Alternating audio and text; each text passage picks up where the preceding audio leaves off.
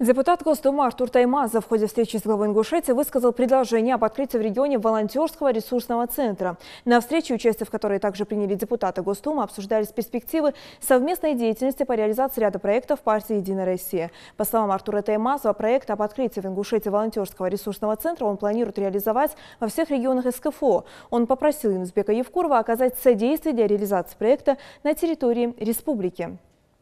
Юнусбек Евкуров выразил готовность поддержать предложенный проект, считая, что необходимо закрепить это сотрудничество соглашением или каким-нибудь другим документом для координации этой работы во всех направлениях, отметил глава региона. Напомним, что Ингушетия стала первым субъектом России, на территории которого развернулась программа «Года добровольца». 500 юношей и девушек принесли в Назрани клятву верности принципам добровольчества и получили отличительные повязки.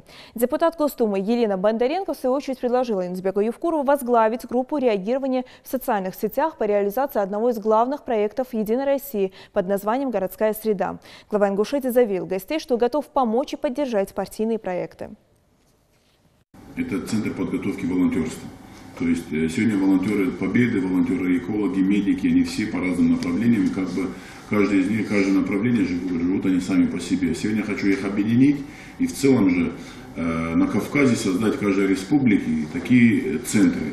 Сегодня мы понимаем, что спортивная жизнь, это вот молодежь партии Кавказа, они как все равно пересекаются, где-то на соревнованиях встречаются, где-то на турнирах.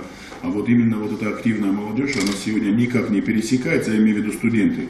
И никак, то есть взаимообщения нет у них. Поэтому хочется создать потом при СКФО создать совет. Сегодня через вот этот ресурсный центр можно отбирать наиболее талантливых ребят.